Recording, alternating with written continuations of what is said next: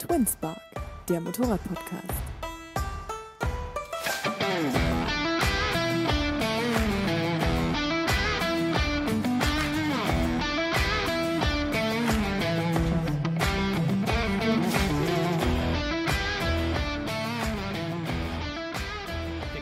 Okay, rein oder läuft.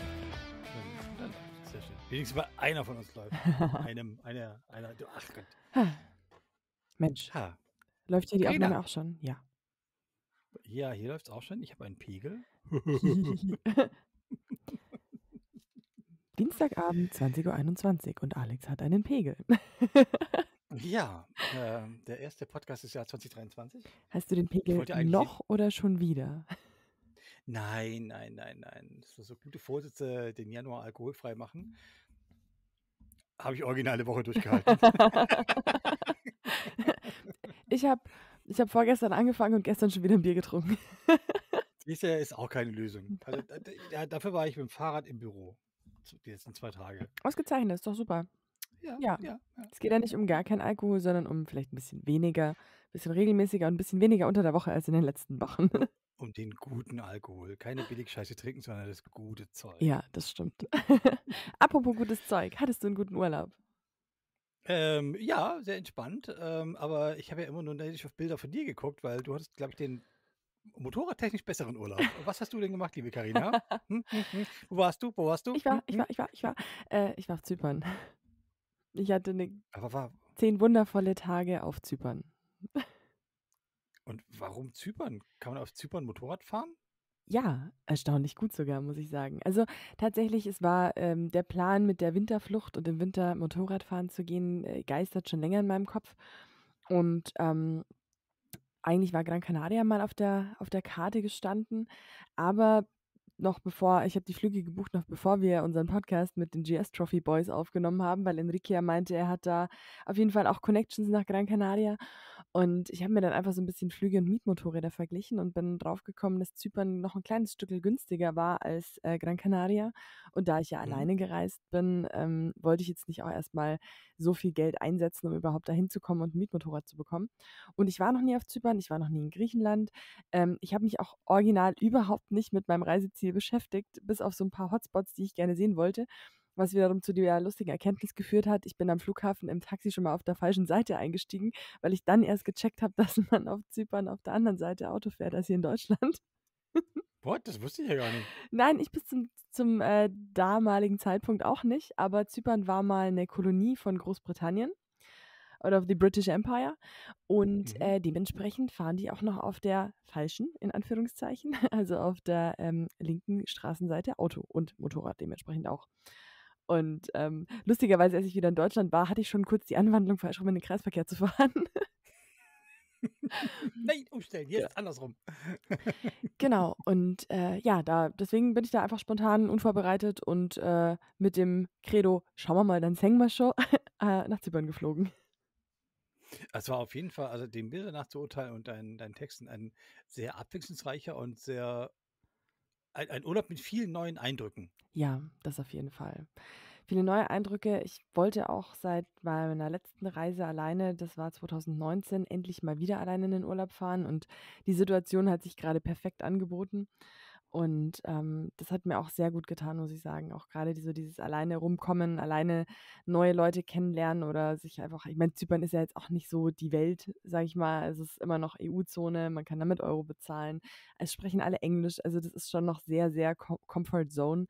Aber es war trotzdem einfach total schön und ich hatte einfach auch viel Zeit zum Nachdenken, um Dinge zu verarbeiten und einfach viel Zeit zum Motorradfahren und einfach die Aussicht genießen, das Leben genießen. Es war wundervoll. Es ist großartig. Ja, zumindest hatte ich die Chance, ein bisschen an der Dominator rumzuschrauben. Auch vielleicht ein kleiner Spoiler zu unserem heutigen Gast, Oh ja. weil der auch eine hat, aber dazu kommen wir später. Zumindest war ich Neujahr bei 10 bis 15 Grad eine kleine Enduro-Runde fahren. Ja, ich habe es gesehen. Voll In der cool. Märkischen Schweiz, wo ich danach gleich dir die geschrieben habe, du musst nach Berlin kommen, wir müssen das zusammen fahren. Ja. Weil das ist so, dass es in Mecklenburg und Brandenburg sehr viele Sand- und Feldwegpisten gibt, ist, glaube ich, nichts Neues. Ich war überrascht über die Leichtigkeit, wie man sie findet. Mhm. Wenn man einfach mal so ein bisschen abseits der Land und Kreisstraßen und Bundesstraßen was sucht, so: „Ach, guck mal, hier geht's von Ort A nach Ort B“, und dann stehst du am Ortsausgangsschild und vor dir 'n Feldweg. Ich so: „Wie geil ist das denn?“ Mal da Mega. drüber. Und, ich habe jetzt mal nach den letzten paar Touren in die Ecke, also in die Märkische Schweiz Richtung Buckow, mir so ein paar Ecken ausgesucht und die zu einer Tour zusammengestrickt, wo man dann wirklich so, ich sage mal, so 75% auf jeden Fall auf, Sand, Kopfsteinpflaster oder Feldweg fährt, Mhm. und, so für 'ne kleine Enduro-Wander-Sonntagsrunde auf jeden Fall sehr gut vorbereitet ist. Nein, ich werde jetzt Mega. keine Touren anbieten, keine geführten Touren, doch vielleicht Nur für für gute mich, Freunde, nur für mich. für die guten Freunde. TwinSpark Betriebsausflug. Ja, auf jeden Fall, und ich habe dir ja schon angeboten, du darfst auf meinem Fuhrpark das Gefährt aussuchen, was du haben möchtest. Ah, voll gut. Ich würde ja gern ganz dreisterweise sagen, ich würde gern beide mal ausprobieren. Also Ja, wir Hälfte der können ja Tour unterwegs so, auch Hälfte der Tour tauschen. so. Ich war übrigens sehr froh, dass, ich die Dommi mitgenommen hatte, weil da habe ich ja die TKC 80 drauf, Mhm. die schön, die Blockschokolade, Ja. wie Howie immer so schön sagt. Und das war echt, ich hatte zum Teil Passagen durch den Wald. Das war so ein Modder, so ein Matsch. Meine Dunlop auf der BMW hätten sofort zugesetzt und ich wäre da wahrscheinlich irgendwie wild rumgeeiert. Die Dommi hat auch schon ein bisschen ausgebüxt hinten, aber es war kontrollierbar. Mhm. Da merkst du schon wieder, was so ein ähm, geeigneter Reifen für 'n Unterschied macht auf dem gleichen Motorrad. Mhm. Insofern Cool. Ah, auch ein sehr Grund schön. dafür, mehrere Motorräder zu besitzen. Man kann sie auf verschiedene Zwecke ausrüsten. Ja, und man kann sie auch Menschen anbieten, die einen besuchen. Ja, auf jeden Fall. Und vor allem, wenn einem die Karre geklaut wird, hat man immer noch ein zweites in der Garage Oh stehen. Gott, ja. Oh Mann, Aber ey. ich habe sie wieder. Also, Ja, für die HörerInnen, die es grad nicht wissen, mir wurde, meine aus der geschlossenen Garage meine fest eingekettete BMW F800 GS gestohlen. unfassbar. Und, ich hatte vom Sonntag auf Montag. Und ich habe auf Montag früh dann das entdeckt, oder der Hausmeister hat's entdeckt, mir gesagt, ich habe unfassbar geflucht. Dann gleich sofort die Online-Anzeige bei der Polizei gestellt und, nicht mal eine Stunde später rief mich die Kripo an. „Guten Tag, Herr Hauser.“ „Was denn?“ „Ja, wir haben Ihre Anzeige gerade erhalten.“ „Ja?“ „Ja, letzte Nacht haben wir einen Transporter angehalten, in dem 2 Motorräder waren, unter anderem Ihres. Jetzt wissen wir aufgrund Ihrer Anzeige, dass es Ihres ist.“ Ich so: „Sie wollen mich verarschen, oder?“ „Ne, ne, ja, es geht in 'ne Verwahrstelle und Sie können es dann, wenn's, Spuren, gesichert ist, abholen.“ Und hat Wahnsinn. na ja gut, es hat 'n paar Schäden gehabt. Der Lenkschloss war gebrochen, weil natürlich die Blödbommel, die es geklaut haben, durch die mit Gewalt das, aufgebrochen haben. Aber sie ist wieder hier. Ich habe sie wieder gesehen. Ich konnte sie in den Arm nehmen. Oh, Meine ja. Vertragswerkstatt, macht jetzt heile, Versicherung zahlt, Gutachter war da, alles wird gut. Im Februar habe ich sie wieder. Mhm. Aber, das war ein sehr unschöner Moment, wieder zum zweiten Mal in meinem Motorradfahrerleben vor einem leeren Stellplatz zu stehen. So, da stand mal ein Motorrad. Scheiße. Aber es ist wieder Ja. da. Welche asozialen Menschen machen sowas? Aber das sind so Schockmomente, die eigentlich keiner braucht, aber ich muss auch sagen, ich habe das gelesen, dachte mir so: „Oh mein Gott, wer hat das mir gleich geschrieben?“ Aber dann auch glücklicherweise irgendwie 'n paar Stunden später, ja, sie ist wieder aufgetaucht. Also, Schockmomente, die eigentlich keiner braucht, aber auch irgendwie Glück im Mhm. Unglück gehabt. Ja, aber da merkst du in dem Moment halt merkst du halt auch schon so, was dieses Motorrad bedeutet. Ja, voll, Ja, ich voll. hätte noch ein zweites daneben stehen gehabt und, aber trotzdem ist dann so, äh, das ist halt mein Baby, Ja, verdammte voll. Hacke. Oh. So. Ey, da Und tut das Herz weh. ja, ja, und, ich meine, stell dir vor, eine von deinen 3 Mopeden Oh wäre dann nicht Gott, mehr da. fürchterlich. Also, die Vorstellung, möchte ich auch gar nicht ausleben und haben. Ich war ja letztens auch schon wieder kurz in der Garage und habe also gestern und habe geguckt, ob noch alle da sind und, auf meinem Stellplatz steht ja auch grade ein Winterübernachtungsgast und es geht allen Vieren gut und Sehr schön. es freut mich auch sehr, immer da zu gucken und zu sehen, ob noch alles da ist und so weiter und ja, Hast du sie auch ein bisschen doch. gestreichelt? Ja, natürlich. Mit Jeder hat 'n Anfassung. kleinen Knutscher bekommen, auch der Gast. Aber sag mal, hast du eine emotional gleiche Bindung zu allen 3 Motorrädern oder ist es unterschiedlich? Gibt's 'n Lieblingskind? Ah, ja, natürlich gibt's 'n Lieblingskind. Also, ich muss tatsächlich sagen, gut, meine Tausender ist mein absolutes Baby. Mhm. Und, wobei ich die 800er auch sehr, sehr liebe, aber anders. Irgendwie so zu Honda habe ich noch am wenigsten Beziehung, weil die habe ich noch nicht so lang. Also, ja, wobei die Tausender, die 800er, die sind schon relativ gleichwertig, wobei also, es dürfte mich bitte niemand fragen, dass ich mich entscheiden sollte für eine, weil, ne. Ne, das kann ich nicht. Das kann ich Ja. definitiv nicht, aber die Tausender ist schon noch mal so 'n ganzes Stück Stück spezieller. Sehr schön. Ja, das ist, ich kann das verstehen, weil es hat irgendwie, also ich liebe sie auch alle, bei mir ist aber auch so, Ja, die F800 ist so das ist so in Reihe ganz oben ja. und dann kommt die Dommi und die ist halt anders irgendwie, aber Mhm. trotzdem habe ich sie auf eine andere Art und Weise mit. Und da ist unser Gast. Hey. Hi. So, for all the listeners, yeah, we just did a little intro in German, Karina and I just talked about the last week's after Christmas, what we did. And for all our listeners, I'm going to switch to German again before going back to English. Wir haben unseren zweiten englischsprachigen Gast hier nach der Sitzwack-Folge, ich habe die Nummer vergessen, mit Dutch vom Bike Shed im letzten Jahr. Es ist unser zweiter Schwede, den wir nach Ole Stenegard hier haben. Und wir begrüßen recht herzlich, and I'm switched to English again. We welcome Gorm Taube from Varberg in Sweden. Hi, good evening. Yeah, you're a designer by profession and a motorcycle rider by heart. So you have to always answer the first question we ask every guest. How did you get into motorcycling, and what was your first bike? Ooh, that's a big question. I think it's the cliche answer that you're after, or you will get. It's the freedom. It's the long. I don't know. I didn't grow up around bikes at all, so it's one of those things that I wanted it, and yeah, I think that's it. It's the long dream of having that bike and the freedom the bike represents and gives you. Cool.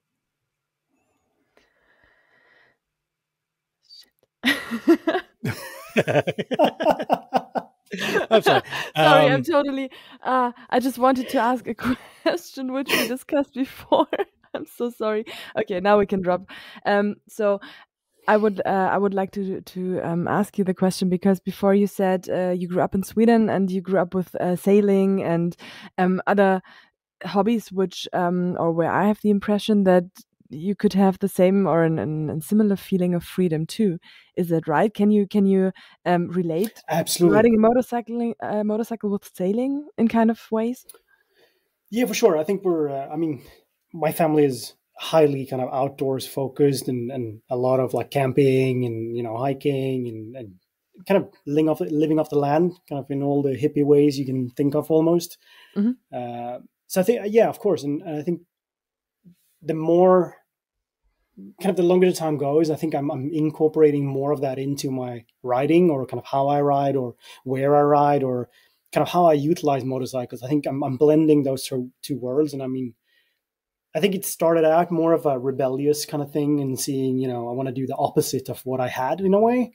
So engines, loud things, and doing all that. But I think now I'm realizing the calm and the peace nature gives you, and kind of what you can experience in nature, and how you can kind of blend those two worlds. I think that's where I'm going, and where I'm feeling most happy, I think, right now.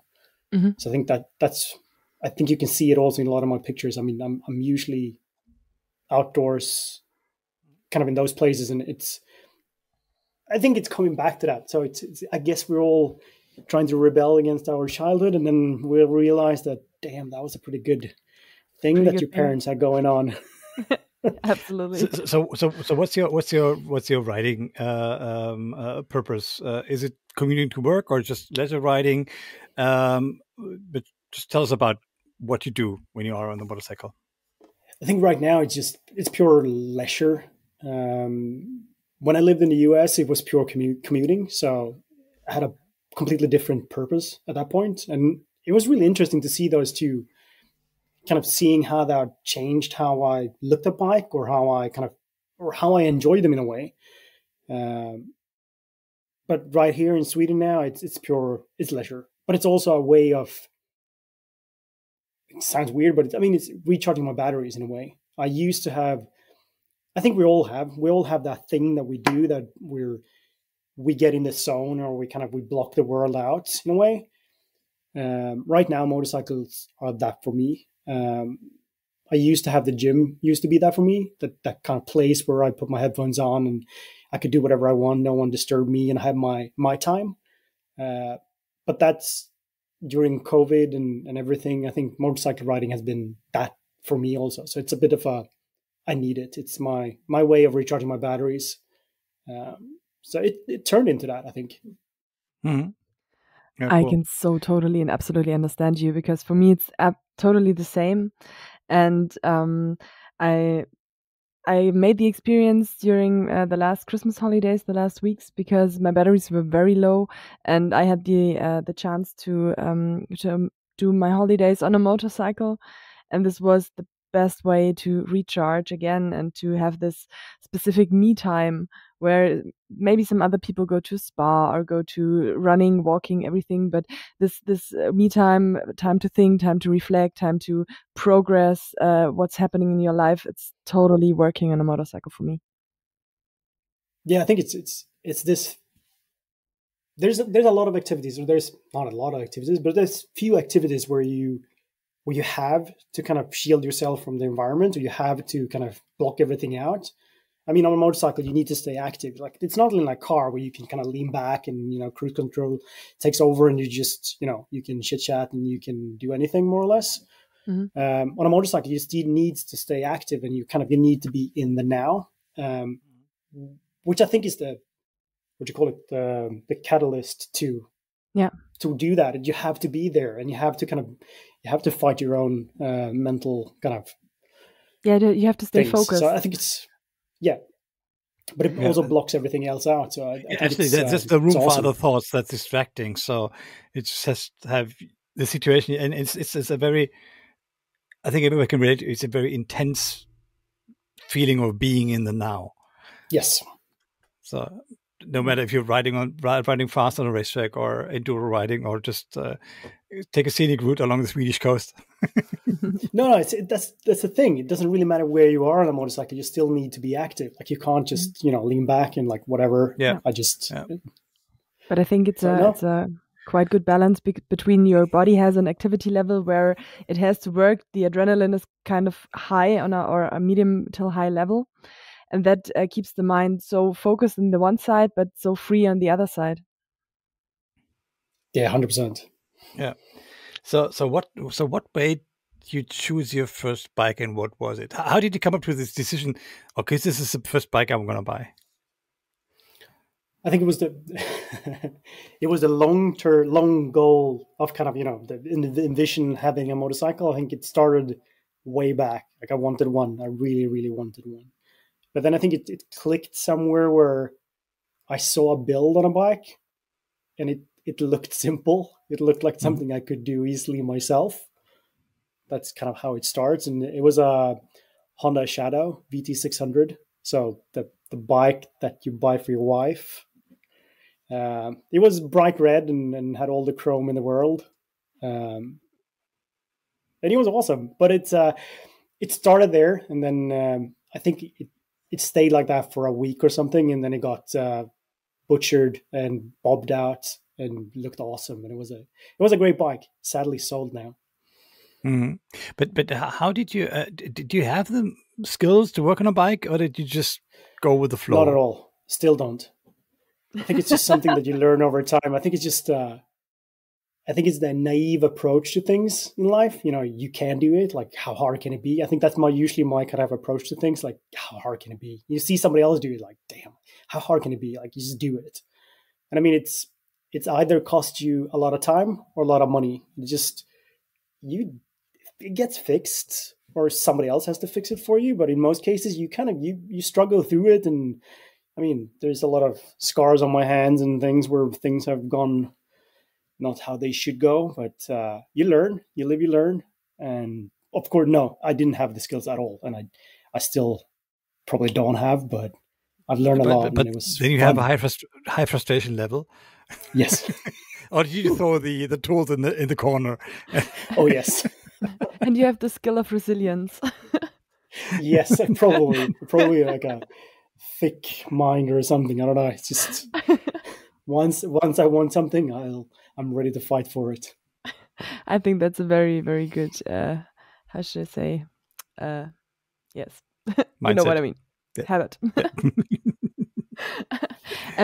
when you started to rebuild your bike, was there something you or some point where you said, "Oh shit, this was completely the wrong way. I will do everything in a different way," or was it from the first point clear where you wanted to go? I usually have this. It's weird when I talk about it with people, but I also I usually have these kind of visions of how things should be. Like it's like it's a constant thing. It goes on always. Like I see something, I'm like, it should be like that, or it should be done like this, or and it's I mean, it's purely out of how I want it. It's not saying that anything is right or wrong, but it's just this. So I think I pretty quickly had like a vision of how I wanted it or how I wanted it to look, or the kind of the overall feeling of it, like how it should kind of feel when you see it in a way.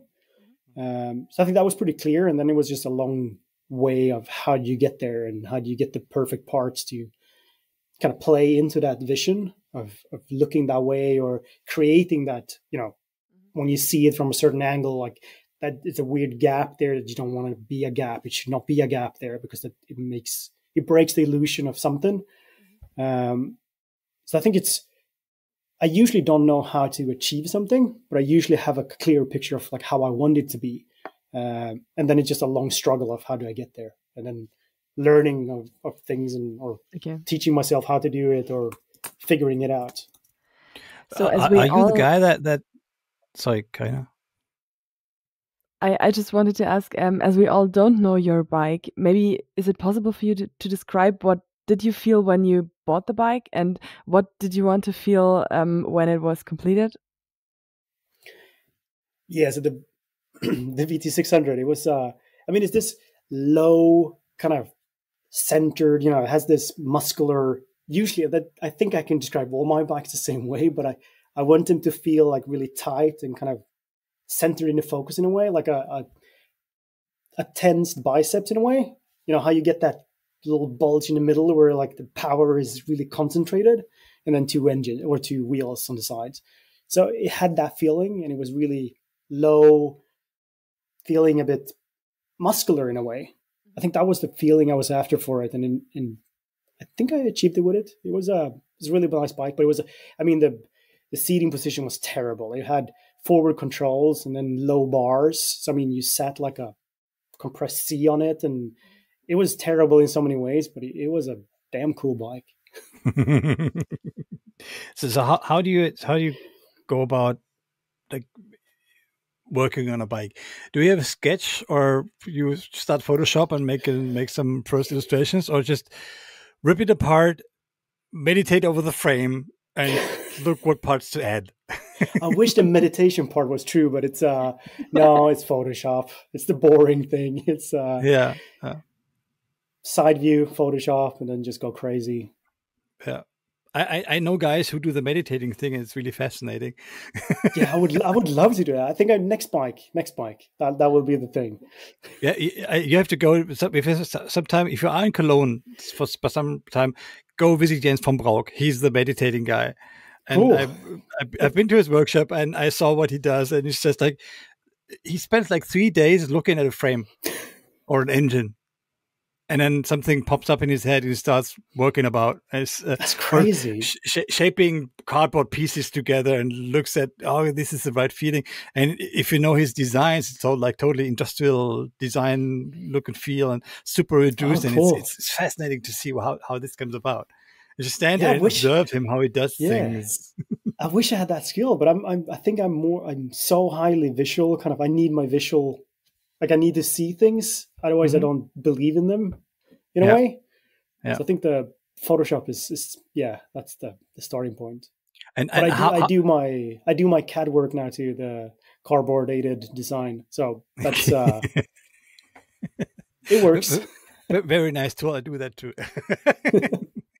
But how close does the actual result come to the first design? I think it's the feeling of it. I'm pretty sure I had those designs somewhere for the shadow. I remember seeing them way back. They were pretty spot on in the end. They had the same. It's the overall shape and the overall feeling of the bike. Then all details are different, and things change along the way, or you find something different, but I think it's the overall feeling of it is usually pretty spot on. Yeah, yeah. Cool. So what came after the Honda? What was the next bike in your garage? Let's see now. What came first? It was the SR500. So a Yamaha SR500, 1979, kick only. Awesome bike, still in pieces though, but it was running. It was I bought it out of a guy. He just restored it. It was in mint condition, like everything was perfect. I had it for a week, and then I just tore it down to the frame and started shopping things. And I had this super clear picture of what I wanted, and it was all coming together. I had the seat sent to the US, got upholstered in the US. It was carbs from the US. It was parts from everywhere. I think the shocks are from Australia. I mean, it's just, that was, it was pre-kids, so the budget was a bit different. So I think it's short to say that bike has parts that are worth more than the bike 2, itself. 3, 4 of those bikes. But it's still, it's still on my list to do, so it will come together. It's the Lego part forever. Lego game forever. But it's such a nice bike. I love those bikes, and it's just a classic motorcycle in a way. Like, it's one of those, like, if you see it, it's a motorcycle. It's like the engine, 2 wheels, and it's just the proportions, everything are perfect on it. It's such a good bike. It's just, it looks, I mean, to be honest, it looks great non-custom. But then with a little extra help, it would look. But the Yamaha SR500 is one of the bike, also like the old BMW Zweiventiler. What's the English name? 2-valve boxer. Yeah, the boxers. Yeah, that they have been customized so often, and there's nothing new that you can see on them. It's just like same but different.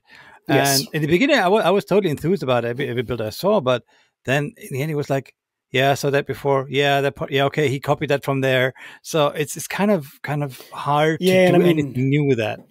Yeah, the hands-on heart. I mean, my SR500 is kind of off the, like, whatever you see today, like the Scrambler. But this was, I think when I started it was pure, or before the Scrambler era. So it was when Scramblers or flat trackers were not around. That was not a thing. So when I started it was, the sketches I had was like nothing you really saw on the scene today, or today you see it everywhere, but then it was nothing really that was around. And I just had this, vision of it should be, no tail, it should be short and low seat. And, like, it had everything that the Scramblers have today. So, like, if I would build it today, it would just look like everything that's out there. Yeah. But it's just still, I still want it. Yes, of course, because if it's good, yourself. It's cool. Yeah. Absolutely. No, but it's true with the whole, I mean, especially the BMWs now, because, I mean, now they skyrocketed a couple of years back. I think during COVID, more or less, they skyrocketed in price, and they all look the same. Like, they're so predictable. Like, you can see them. And I mean, it's a good looking bike, but again, it's just, they all look the same now. It's a bit, why? Why do you want that? Why do you want to pay that much money for it? Well, what it is. And I think also it's quite, how should I say, an extraordinary experience to see one of those bikes in an original condition on the street. Yes, I guess now in hindsight, I think I should have kept it the way it was and just enjoyed it. But no, I didn't mean it like that. Frame is cut. Frame is cut now, so it's not going back. Point of no return. It was passed long ago. Yes, for sure. All right, but the SR500 is not the only bike in your garage? No, so I think after that, the Honda, the second Honda, the NX 650 came, and it was meant to be kind of a commuter in a way. It sounds terrible because it was never going to be a commuter, but it was bought as a commuter. That was how I got the approval. It was supposed to be a commuter, and the SR500 was the build, and then the NX 650 was just, your perfect commuter bike. It runs forever. You can never need to do anything with it. It just runs. So that was the plan. Didn't really turn out that way. I don't know what happened, but Yeah. Something Let escalated. me guess. The frame was cut in a certain kind of way. No frame cut. Oh yeah, now the frame is cut on it, but yeah. Yeah. But that was the problem, is that you can never leave anything untouched. I mean, once you start seeing it, you kind of like, oh, you should just look a little bit better if you did this, or maybe if I changed that, or terrible thing. So which year is your NX 650? 2001. 2001. So 2001, yeah. And I think this is still, maybe you guys know, but it was still, when I bought it, it was sold as the last generation. Mm-hmm. But now I heard they actually, production ran up until 03 on them. So the 01 is not the last year. That was, I was on the for a long time I was under expression, or under that was the last year of them. So that was the perfect kind of the last year model. But I don't think Sweden Maybe got the trained 03. you. I've never seen I one. don't know. I could get my repair handbook. It says it somewhere in there, but This so, would be the next but it's question. also Alex. It's the I mean, then yours is an RD08, just like mine. But I have a 95, so I have the early RD08. 95. I thought that was 96. God damn, I don't know more facts about the. Okay, now we are starting the NX 650 nerd talk. Finally. Go ahead. No, but okay. To be honest, okay, I'm going to spoiler here. I wanted to have an NX 650 for a long time, like for 8 years now. My first bike was an F650 BMW, also enduro double exhaust, so that was kind of my thing. And it could have also been a Dominator, but I got first my hands on the BMW. But still, this idea was creeping around my mind. I want this. This is cool. I want to have some. I hope you can relate. So, oh yeah. And then a good friend of mine sold hers, and I bought it last year. And I was searching around I want to do something to it. I think it looks good as it is, but still there's some things I wanted to be more like enduro style, like knobby tires, high enduro guard for. And this internet, I found your build. So I was looking at it and I was like, fuck, I want it exactly like this one. And I was like, Jesus Christ, what did you do? And then I found your website, and then I looked I hear you documented the different iterations of the Dominator that you had. And I'm still, I'm not stage 1 of your build. I'm stage like 0.5. But I have to admit, I ordered some parts that you had on your list. Like, I want this, like the golden rental bars. They're still in the basement, but still, they have to go on there. I have an extra set behind me. Yeah. And this was so inspiring to see that. Yeah, I think it looks good in stock, but with a little nip and tuck here, it just adds so many levels of awesomeness to the bike. Yes. So that was really a big inspiration. But maybe for those who don't know your build, just walk us through what was it in the beginning and now, like the third or fourth iteration. I don't know. Is it black or white at the moment? So it's black again. Just walk us through what inspired you to do that build, what you wanted to achieve, and what did you put on the bike? I think it started out, I mean, the plan, again, it's meant to be a commuter. So I bought it as a commuter, and it had like the top box, kind of how especially here in Sweden, if you go on try to find one used, they all kind of look the same. They all come with a Givi or GV top box, and they all have kind of reflective tape on them, and they're like highly functional. Like, people spend time in traffic, they want to be seen, and they want to have like a carrier for your helmet and everything. And it's just an awesome little bike, and it's the engine is nice. It rides good. The seating position is nice. But I think what I started to do, because it was still meant to be a commuter, so it was the normal thing, the mirrors, the indicators, clean it up a little bit, just the little stuff. So I think that's how it started. And then I have this thing for, I really don't like tire hugger front fenders. I don't know what it is. I don't like them. I don't think they look aesthetic pleasing. It's like something missing above the wheel. Like something just looks off.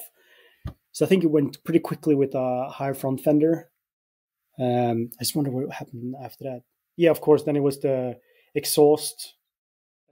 You couldn't have a custom, or you can't have a normal exhaust on it. It needs to be something different. And I think I found a hole in one of the cans, so it was kind of a necessity to change it. Yes, But then again, it kind of went a little bit overboard. So I think then the first iteration came along. It was a GPR full exhaust. And then I think I kept it kind of like that, or maybe I've wrapped it also matte black instead of the graphics on the side, because I thought those dated the bike. Because I think that's the problem with the stock bike. There's some cues on it that dates it back to 90s. Like it really looks like it screams 90s bike. But if you just take those especially off, the one paint job with the purple, blue, and white and pink. This too? Yeah, some white. And I have a matching jacket for that bike. but then you're into cool territory. I mean, if you had it matching like that. But I think that was my starting point, was that there was some kind of telltales on the bike that really dated it. And I wanted it to look a bit more newer, so a little bit more updated. And I think that's where the headlight also kind of came about. Like that old headlight looks old in a way. I mean, I like the shape of the whole front fairing, and I put a little bit of a higher windscreen on it and had it blended in with blacks. It looked, I thought the bike looked really good in kind of iteration 2, I think. Then kind of peaked in a way.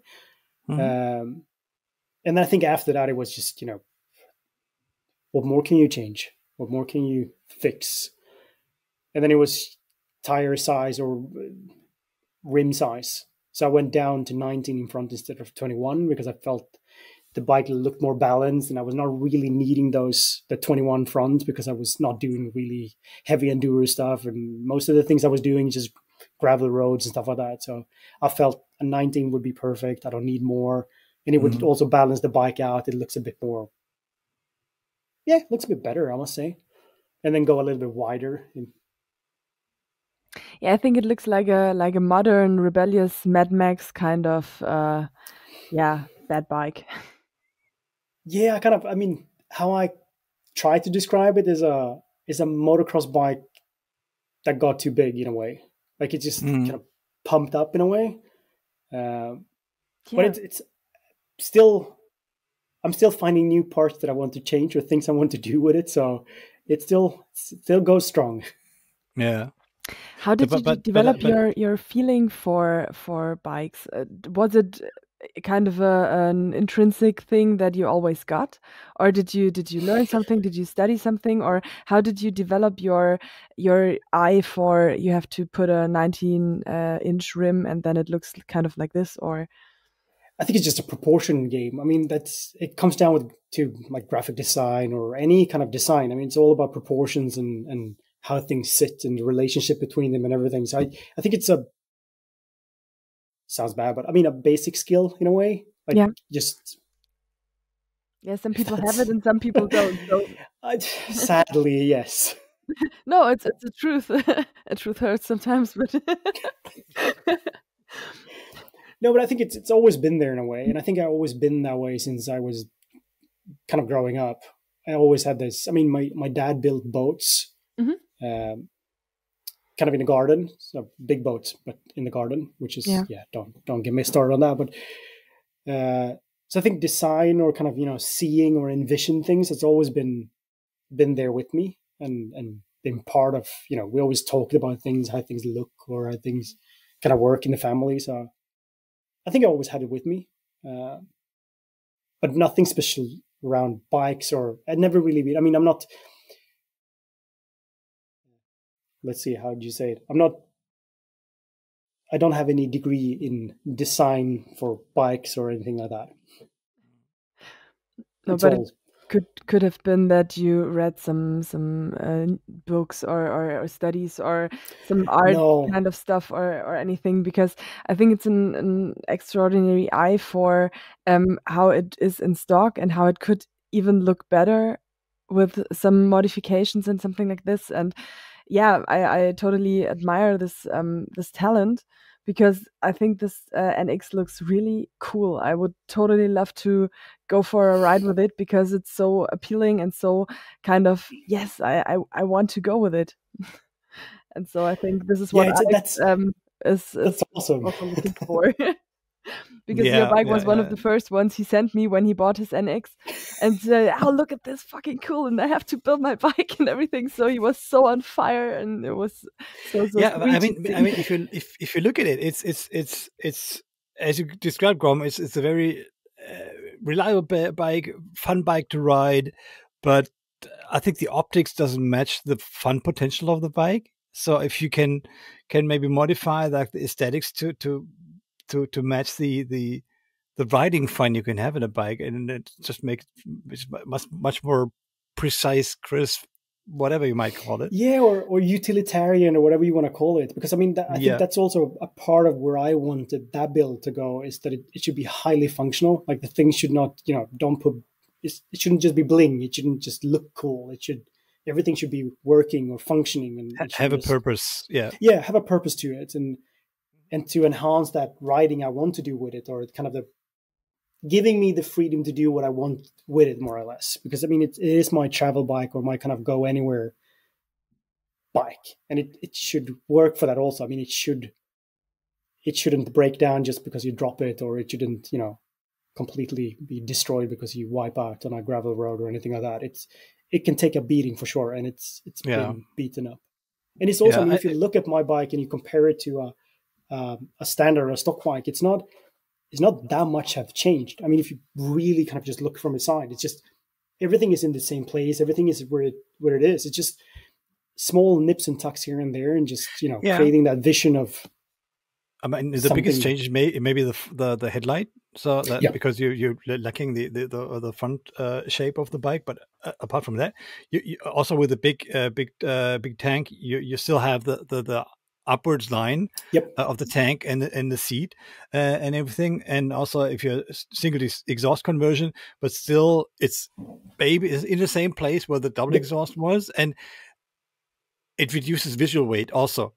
Yes. And I'm pondering this option also for my bike. I mean, the exhaust is still working, but it's been welded in places, and I don't know, maybe in a year it falls apart, but still.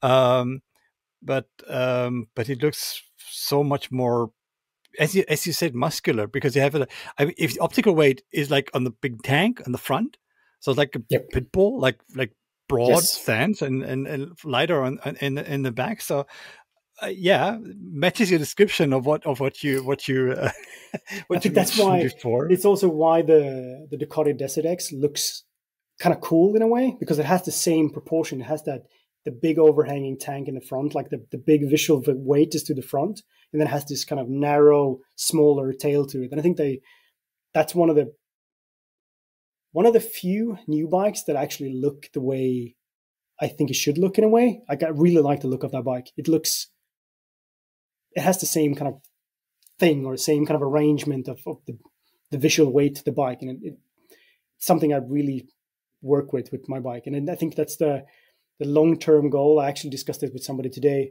The long-term goal for the NX is probably a rebuild of the tail end of it, to get that slimmer, or to get it a little bit shorter, because it overhangs a little bit too far for me. It's also parts like that weight in the back is nothing. I don't use it to anything. It doesn't give me anything. It's a lot of kind of and you already reduced like the back. You have a smaller rear light and a smaller number plate holder. So that's already reduced, but still something that maybe it would be interesting. I was thinking about what I could do to mine, and look at your bike, look at mine, but maybe do things different. And so, but it's still, I love how it creates like how you can spend hours thinking about details, or as you mentioned before, like looking on eBay, whatever, for little parts. And I haven't found the right indicators for the bike, because mine doesn't have the stock indicators, some aftermarket things, but they look horrible. I want to replace them, but I don't know with what. And this really Yeah. keeps me around. I'm like, fuck it, it doesn't match. It doesn't have this enduro style thingy, and it doesn't have to be, shouldn't look too modern, but the old classical things like the big, square things, Yeah. they don't go on there. It has to be like smaller, but still I think period correct. indicators for me is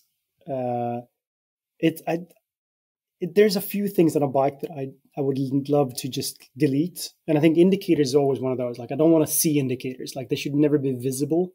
And the same with mirrors. I Mirrors, don't like exactly. the look of mirrors. So I think those two things is like the first for me to always just, how can you make this disappear? How can I make them as visually kind of just, they're there, but they don't have non-existent. Yeah, visually non-existent. And I just praise the Lord with the new LED kind of. I mean, now there's a bunch of them, but I used to my go-to before at least was the Moto Gadget M-Blaze pins. Yes. They were like the smallest you could get, and really they're really bright. But I think I had them on my Triumph. They're awesome. Yeah. I think Rizoma has some tiny ones. I haven't seen them in the flesh, but they're tiny. And then Kellerman has some. Kellerman, yes. So yeah, that would be my go-to anytime for indicators. Like the smaller, the better. Just tuck them in somewhere. Yeah. Yeah. They have to be as small as the head of a screw, and then that's it. Yes. Don't have those like protruding ones either. It needs to be. Oh. Like, yeah. When you walk but now you started. Sorry. Yeah. But now you started manufacturing your first motorcycle part for the NX. Yeah, super tell us about fun. It's been something. I mean, I've dreamt of it for so long. Like, how could you? Because I don't. That's one thing I lack in kind of my setup today is that the manufacturing part. Like, it's really hard for me to do things or like make parts. I don't weld. I mean, I'm pretty handy with what you call an angle grinder. But that it has its limitations. So I think creating, because that's also part of my motorcycles, or how I want them to look, is that I want them to look like they would potentially came out of factory the way they look. Like, they shouldn't look like a obvious custom. Like, they shouldn't, once you see it, you should be a little bit like, whoa, is that, should that be like that? Is that, did you buy it like that? Or where did you, So I want things to look, they shouldn't look handmade in a way. I mean, at some motorcycles, I think a handmade look is something awesome, and it could be, kind of elevating the motorcycle. But I think for the bikes I'm building or the bikes I'm having, I want that factory look in a way. So I think it's been a long-term kind of wish to how would I be able to kind of manufacture things, or how could I do things on my own. But it's always been this trouble of finding somebody who can, who can weld or who can do things for me, or, build it. And it's, I've been down so many different paths trying, and it's cost is usually the problem, and it's still going to be. It's not going to lie. I mean, cost will always be the problem, because if you want to sell something and you need to make some sort of revenue on it to be able to continue or make the time kind of while in a while, or you need to make it. I mean, break even is one thing, but then you probably need some sort of gain on it to be able to do the next thing and do the next thing. Yeah. So that's been the two main kind of the hopes to kind of, or the things to kind of overcome. But now, Nico from Hooky is I kind of found him, and he found me, and then we're trying to see what we can do. But how did that come about? Does this happen by accident, or did one of you address the other? I think we've been back and forth for a long time. I mean, for many different kind of reasons, or just, all kind of things, but never really talked about manufacturing things or anything. But then I think I put something out, just like a story about something. Like, I think maybe it was just a cardboard version of it. And he's like, yeah, I can make one. Like, let me make it for you. I'm like, yeah, you sure? Like, you guys do this for me? Like, why? It's like, okay. And then we start talking, and he's like, yeah, of course. Just send me over the CAD file, and we can clean it up, and we have you one done ASAP. And I'm like, cool. Oh, yeah, let's do it. And it was kind of like from my CAD, my cardboard thing I did, taped it up. It was like a week until it was kind of like rendered, good to go, kind of in production more or less. So it was a wild ride, and it was something I was like, whoa! It just took me by storm, and it's so far it's been awesome, and it's a really fun kind of new adventure to be on. I really liked what I saw when I saw the connection between you and Hooky, because I really like your ideas and your designs, and I know that Hooky has the same spirit. And if you see the manufacturing quality is awesome, it's really beyond. And so you know, when you see, okay, if those two get together, good shit's gonna happen. No, because, I mean, I hope so. Yeah, but that was for sure one of the kind of the appealing factors with Hooky. I mean, what they do is they do some awesome stuff. I mean, production wise, it's just it's really good, and it's 100% appealing. Also, I mean, I like the stuff that they've been producing. Like, I kind of always like their aesthetic and how they kind of do their stuff. So I think that was also a good match to find somebody that has the same eye in a way, because it's always daunting to kind of go down a new path or a new adventure, and then you don't have anybody to talk to or anybody to, you know, bounce something off. Yeah. Because it's also going into producing motorcycle parts when you don't really have a solid idea of how to actually do things. It really helps to have somebody to kind of, you know, you ask like, dude, well, what materials you do with this? If it's like 4mm, is it 5mm, or should I do 3mm? The internet is saying 3, 5, 4, you know, everybody's an expert. And sometimes you just want that solid kind of advice of somebody's like, yeah, you should do this in 5mm. It will be solid. Like, you will never destroy it. So there was a lot of things that felt really good and felt like a good connection in a way. So I have high hopes. Yeah, and Alex starting will small. Place his order as soon as he can, I think. I had my button, my finger on the order button, but I know. But I have some more groundwork to do on my Dominator before I move on to that. So, but I'm still super keen. Yeah, I'm super keen on getting the final product now. So it will absolutely be Oh, super nice. So, I would like to take the bridge to your photography, because that's the second big part of your motorcycle life. So you're not only a custom builder and a graphic designer, but you're a very how should I say talented and in a kind of way very, very sensitive photographer for motorcycle kind of visualization of the feeling you have on your bike or with your gear and everything like this. How did it come to your photography career? How did you tumble? Did you tumble into that? Was it always a plan or? No. It was all a coincidence, maybe. I don't know. I think it started out. So in 2017, we moved to California for our international contract, and I think prior to that, I had a camera. I think I bought a camera way back when me and my wife was still in university, and I think we traveled Southeast Asia a couple of times, and I think we bought a camera just, to document it. So I think that was laying around, and I think once we moved over, it's like, yeah, maybe you should bring that, and it could be cool because we're intending to kind of travel to new places and see new things. So it was like, yeah, maybe we should just document it and have a little bit of a better camera than your phone camera. Yeah. And I think it started there, and at the same time, that was when the Dominator build kind of was kicking off, and so it's also the start of Instagram in a way. So everything kind of came into the same. It was all the same path in a way. So I think we moved over. I started to post more about my bikes, and I created more of a motorcycle account. It was actually called NX650003. That was my handle from the beginning, and it was the Dominator is my third bike in my collection, so that's for the number. Okay, but it was mostly just to post pictures of the bike because people were asking and people wanted to see it, and my personal feed people got fed up.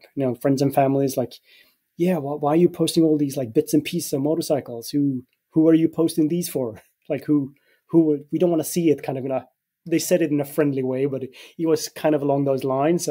Therefore the second account. And once we moved to the US, it was kind of like a nice little thing to do, kind of shooting pictures of bikes and posting them just for the sake of it. It was kind of fun, and it was a new hobby in a way, like something new to learn, being far away from home and kind of having to do something with your time. So I think that's where the photography part started, but it was not serious at all. I mean, it was just play and fun, and as it should be. I think that's a great way to start things. Yeah, just and then I think it spiraled.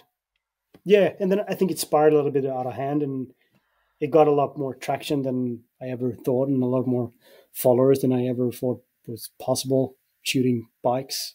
Mm-hmm. So it was pure coincidence. So if you scroll, or if I scroll down your feed, there is it always you, the rider on the bike? Is it yourself, or are there also 99%? Okay, so you do this with your own camera, with a self ego shooter is the wrong word, but with a self, That's probably what it is. With a tripod.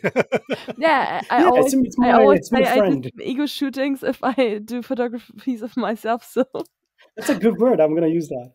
No, but that's what it is. So it's tripod and timed, either timed or remote. Crazy. This is really. I'm totally impressed about the moodiness of your and the sensitivity of your pictures. It really touches the feelings that you want to have riding a motorcycle off-road, or it also matches what you described about your NX. So I think this is really, it's totally impressive for me, really.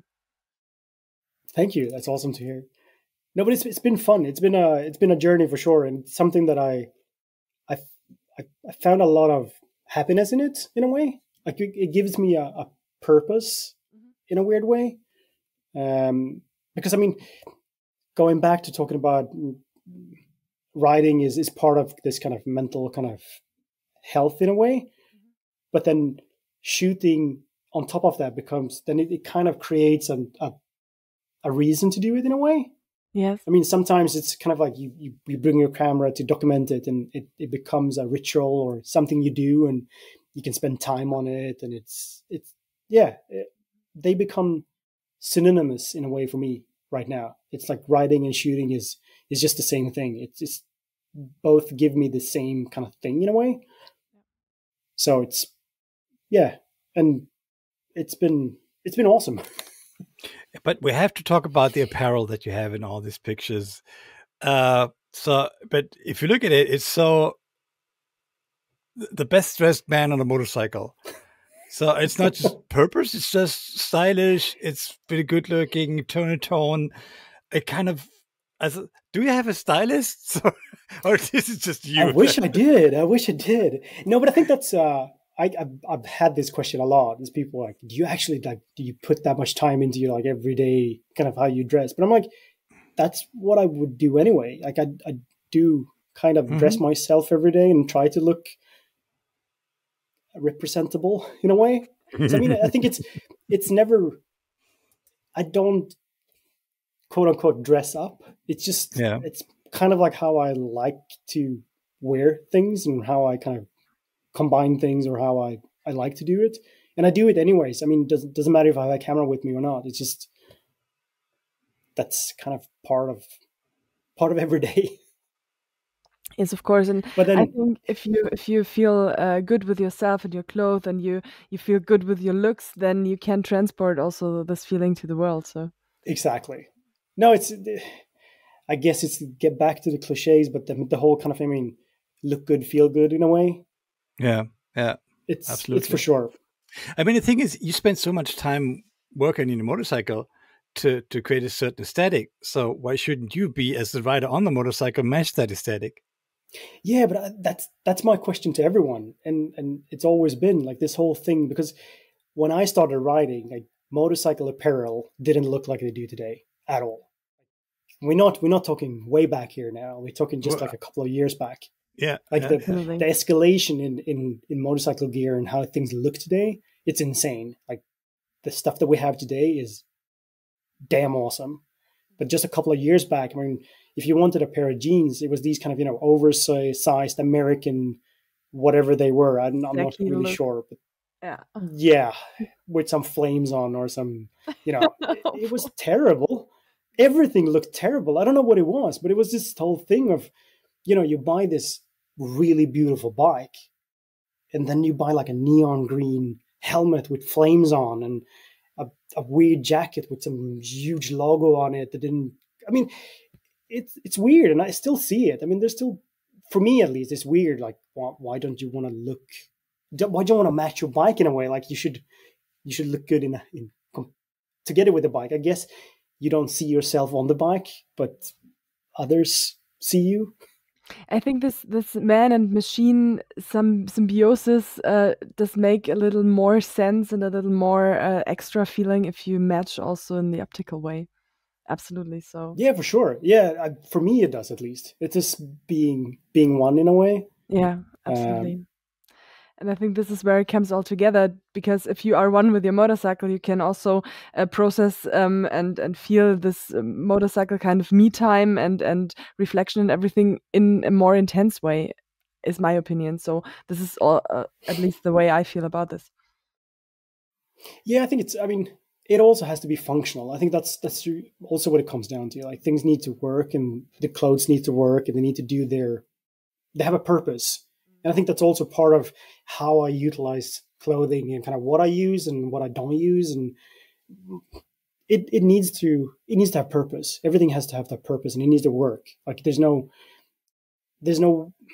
I try to stay away from some brands or some clothing that it's just for the looks and it doesn't work. Then I can't use it. It doesn't do it for me. You don't want to wear the GV top case on yourself. So that's mostly because I don't need it. But that's I think comes down to a utilitarian thing. Like I don't need it. I never really seen a need for that. But once I found a need, I probably do one. Very cool. And do you have you're very successful Instagram account. Do you have a commercial relations with some of the apparel producers that you have in the pictures? Some of them. I mean, it's a, how do you say it?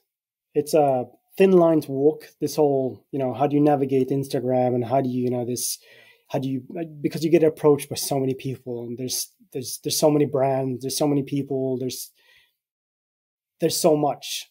And I tried from the start to be super honest that I don't take payment for anything I post. Like nothing is paid. Like I don't do paid promotions. That's just, I can't, that's not me. I would feel uncomfortable doing that.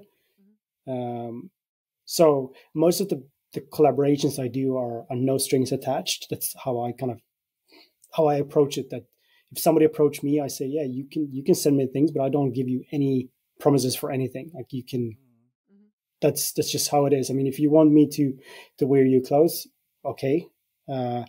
If you want to send them with like no strings attached, then I'm happy with that. And I can use them if I want. So yeah, of course, some of it or most of it is that's how I acquire it or how I get hands of it. But I mean, I still buy clothes. I still buy things that I want. So it's tricky because I don't want to be that guy that just, I wear anything. If anybody pays me, I just wear it and say, this is awesome. This is great. Because it takes away from that, how I want it to be. And it also gives you limitations of what you have to do or what you need to do or things like that. And I really want my feed is a bit of a reflection of my time. It's me. Yeah. It's purely me. I don't want anybody else to come in there and tell me to do that, do this. I can totally relate, but people approach you because they like what they see. And yes, for you to be able to reproduce what they like, you have to do it your own way. Yes. And 100%. Yeah, but I think I work in marketing and I have some similar discussions around things. Okay, let a creator do his thing or dictate him what he has to do. So it doesn't work like that. So you have to let people do their shit. And it's a very, as you mentioned, it's a very thin line. But that's why I posed the question, because of from my personal experience, also very very hard to keep that up and be straight and not okay, I do this for whatever, and then it looks like shit, and people see that it looks like shit, and your heart isn't in it. So that's very interesting to see, because no, 100%, in the beginning I was like, does he buy all that stuff? Damn, he spends a shit ton of money on that stuff, because I do spend a shit ton of money on stuff. Karina knows what I'm talking about. Yes. Sadly, I still do spend a lot of money on it. That's the problem. I was just looking for an excuse to tell my wife, hey, Gorm does that too. And oh my God. I will tell you a story, but off microphone, because maybe his wife will listen to this podcast and then he will be fucked up.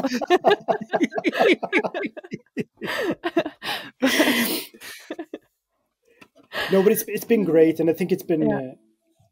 Oh, now I got music playing. Hold on, that was not part of it. Sorry about that.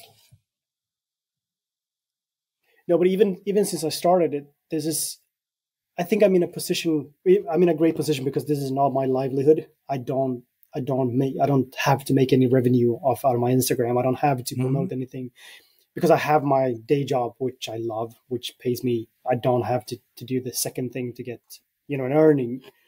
So that puts me in a position where I can say no to a lot of things. I don't have to do things. I don't have to rely on, likes or views or anything. I can do me, and I can be happy about it, which is great. And I think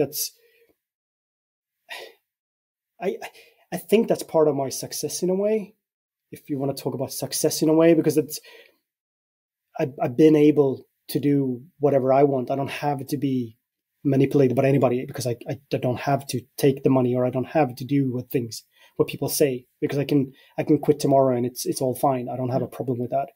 This keeps the authenticity. Yes, I'm sorry, this word is always there. But I'm glad you know what I mean. How many responses or DMs or reviews from followers do you get? How do you manage this? Because over 100,000 followers is not that little, and I guess you will receive, or you are receiving, many messages, isn't it? I do. And I try to. I always had from the start. I always had this thing of I try to answer everything, no matter if people just say hey, then just say hey back. It takes 2 seconds. It's it's just a nice thing to do. You always, I can remember so many times, you're that guy, you slide into somebody's DM and you're like, hey, where did you get that, or where did this from? And you never hear anything back, and it's super annoying. So I try to answer everything, and it goes up and down. You know how Instagram is these days, so you never know. But I mean, it can be 50 a day, it can be 0, it can be anything. But it's mostly people ask the same question over and over and over again. Okay.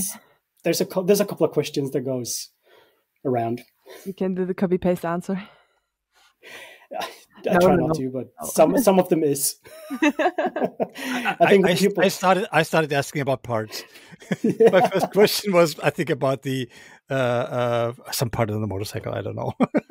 Yeah, and I try to. I think that's one of the things I actually do have a copy paste for, because it's I try to document everything really well on the website. So it's when people ask me, it's so much easier to just say, go to the website. You will find everything you need, instead of you having to ask me, 100 questions. I will stumble here trying to find. I will go to the website to look what the hell was that part I put on the bike, and then tell you. So, and you meticulously listed everything you put on the bike, so that was very helpful. So, shopping list. Some of the things are hard to find, but it's more or less a shopping list. Yeah. But cool. it's really interesting to see what people ask and what people are interested about. I think it's really interesting to see, because sometimes it's not what you think. It's not what, when you post something, you like, oh, people will ask about this. I'm like, nah, they ask about something completely different. So it's interesting. It's fun. And sometimes you spark really good conversation with people, and sometimes no. Did you have also the experience that you are an inspiring person for many of your followers? Yeah, it's a weird thing because I feel like I have a lot of up and coming influencers following me in a way. So, which is it's tricky to navigate sometimes because you kind of you see your own images sometimes, but in somebody else is in them. So yeah, influential, yeah, I think so. I'm getting a lot of questions of how do you get this, how do you do that, and then you can kind of see people replicating that or doing the same thing. So, but how do you feel if a person is writing to you that you inspired them to do something or to live the motorcycle lifestyle or anything like this, or that you kind of did something good to their lives with your work, with your pictures, with everything you post? I mean, that's the main goal of what I'm trying to do is to motivate people to try motorcycles, live with motorcycles. I mean, do the whole and so much. You can get so much enjoyment out of it, and there's different levels of it. I mean, you don't have to go around the world. You don't have to go off road. You can just, there's so many things you can do with a motorcycle and just enjoy it and get that feeling. But yeah, I mean, that's probably one of the most common things that people, comment on is like, oh, you inspired me to get this bike, or you inspired me to do this with my bike, or I've been traveling now and I've been doing this, and it's awesome. It's just that's the pure, it's the what you call it? Say, goddamn! It's kind of the point of what I want to do. I want to inspire people to do the same thing as I do. So I mean, I can't blame them that they go out and shoot pictures of themselves also. Yeah, I think it's a good feeling if someone is writing. So because you did this, I did this too, and it was a good experience to myself. Yeah, no, it's awesome, and I think we're all. I mean, I think that's the good side of social media is that you can see the opportunity, you can see things that people do, and get that feeling of, oh, I can do that also. Like I shouldn't hinder myself. I can just go out and do it. So I think that's the bright side of social media is to get that insight into other people's lives and how they do things. Or do you have which is great. Some role model or some inspiration where you go for to have a look or to just sneak and get some Not inputs? that much. I think when it comes to I think it's two parts to it. I mean, motorcycles and kind of aesthetics of them. I think that's a overall thing. I mean, you catch it everywhere. Like I wouldn't say that the big builders out there that they really provoke that much. Mostly kind of you see bits and pieces here and there from like random people or somebody did something cool. You pick up on like just small parts here and there. It could even be like new bikes or just, you see something on the street that looks cool, kind of how that works. Or, but then when it comes to photography, I try to stay away from the motorcycle world in a way, like especially the ego shooting. Is that how we called it? Because I mean, I really don't want to see the same thing in a way. Like you don't get inspired. It's really hard to get inspired by seeing the same thing that you do. It doesn't really give you anything new or new perspective or anything. So I think for photography, I look more into kind of the world of cinema or kind of that aesthetic of things, or commercials. I mean, I'm a sucker for like good commercials and good commercial shoots and kind of high polished things is usually kind of what I like. But there's a handful of motorcycle photographers that I really enjoy or really like. Very cool. But if you now look into the future, what is that? Is there something that still you want to accomplish? A bike you want to own? Places that you want to discover on a motorcycle? What is on your bucket list? I think this year, 2023, is the year of the NX. That's what I'm trying to state now. That's my kind of. I'm trying to hammer it home and trying to live by it now. But I just want to travel more. Like I want to see new things, especially now after the whole COVID era and everything. I just want to see new things. I'm so eager just to see something new. It doesn't have to be far. It's just something new that it's something I haven't seen before. I just want to see new things, kind of experience new things, see new things. But I think one good thing with the whole COVID thing is that before COVID, I think travel, especially for me, travel was going really far. Like it was going to the other side of the world, seeing something, bonkers somewhere far away. But I think what we kind of relearned now is that those kind of amazing things are just in a backyard. You just need to go, you can go, you don't have to go that far to see the cool things or see the new things. So I think travel this year is, I had it for so long on my bucket list, but it's the Swedish Tet. I still haven't done it. So I think that's probably my goal this year is to get the NX good to go for the Swedish Tet. Oh, nice. And I'm so looking forward for the pictures. This must be amazing. You on your NX and taking pictures. Yeah, it's going to be good. It's going to be in its, it's weird to say, but it's in its natural habitat. I mean, it comes from Japan, so I don't know how it's natural it will be in the Swedish forest, but that's how I envision it at least. Yeah. Oh, totally nice. But other than that, I've struggled with this for so many years now, I must say.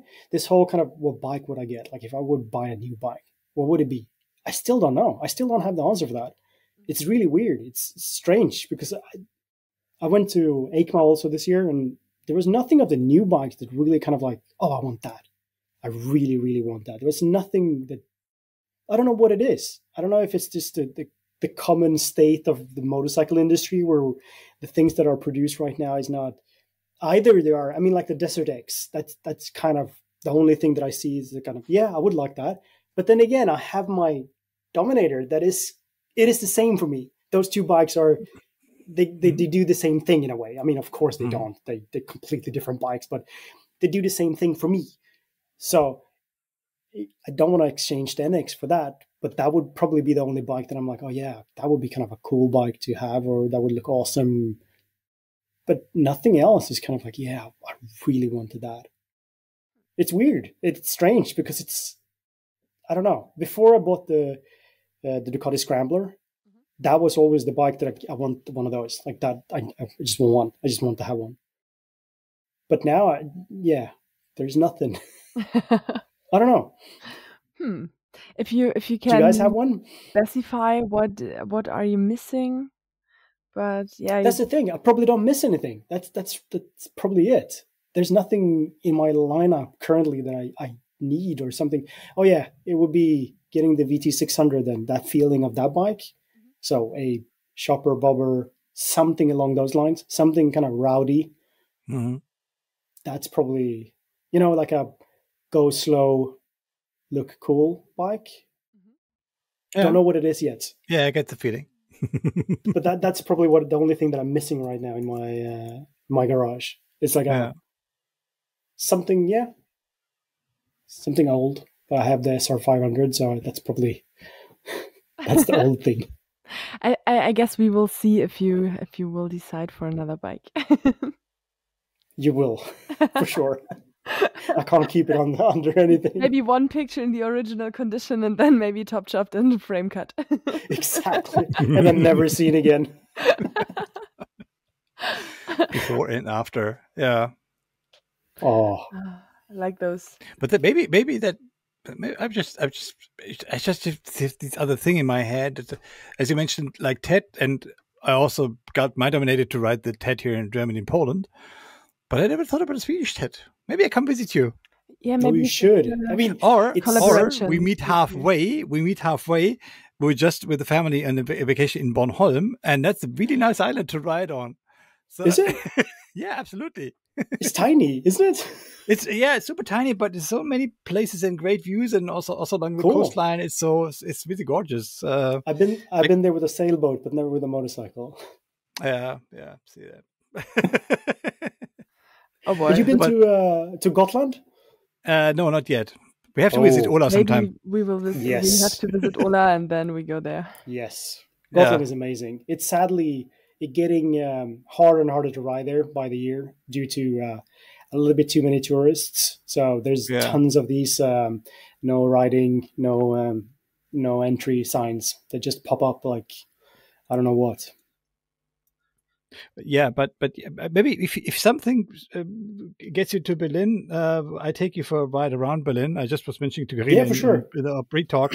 That's lots of roads like still regular roads between two villages are either sand, cobblestone, or just, I don't know the English term, Feldweg, just regular, gravel way. yeah, Like gravel road, and it's just the place get from place A to B. It's totally natural to not have asphalt there. So if you know the corners, and I'm discovering that, and I was doing a New Year's ride around that area, and I love the Dominator for that, because it's exactly with knobbly tires on, it's exactly a natural habitat. And and also my second bike is a F800 GS. I could do that with the BMW also, but the Dominator is more fun. Yeah. It's a weird thing because I had the Husky 901 Norden last year, and it's an awesome bike, but it's almost too good, if that makes sense. Like it doesn't give you that feedback that the Dominator actually does. It's such a easy bike. It gives you all the feedback so easy, and it's just everything is there, but it's not a good bike in that sense. I mean, if you compare it to like a Norden, that's an amazing bike. Like the engine is so smooth. It's like probably the best bike I ever ridden. It's just so smooth and has power everywhere, and the chassis is great. And I mean, everything is good on it, but it kind of lacks a little bit of that feeling that I think. My theory is that it's the no electronics on the Dominator. Yeah. Versus total electronics on like a 1250 GS, Norden, KTM, whatever, Ducati Desert X. So the electronics take away decisions for you, but you want to have the pure feeling, and also feel the outcome of your errors. Yes, that's much more pure. But it's also a big difference when you compare 160 kilos to 200. Like it doesn't sound that much of a big difference, but it is a lot. Absolutely. Yeah, it's just the feeling of the bike, the size of it is just. I mean, I take the 160 kilos any day. Absolutely. Yeah, I think you should do a ride together and post some pictures to me. Oh yeah. No. I think when you come to stage 2, you need to bring the Dominator up here, for sure. Absolutely. Yeah, it's still some parts in my basement that my wife doesn't know I bought, but still. That's the way it has to be. That's the talk we can have when the microphone is off. Yeah. Oh yeah. Okay. Gorm, it was really great to have you. Really, really nice talk. Exactly like I expected. That's awesome. Thank you so much. No, it was really good to have you, and thanks absolutely for your time. And and I think we have some ideas. So I continue building my X. I come visit you. We ride TED together. We send lots of pictures to Karina. Yes. And I will get myself inspired. Sounds like a good plan. Yeah. Yeah, because I have to improve my super thanks for having skills. Oh, the ego skills. Yeah, I need that term. I need to bring with me. That was a good one. Ego shooting. I like it. Perfect. Thank you so very much. It was a very nice talk. It was very nice talking to you. Have a good evening. Thank you so much. Hope to see you sometime. For sure. Have a good one. Bye-bye. Bye-bye. Bye. Bye-bye.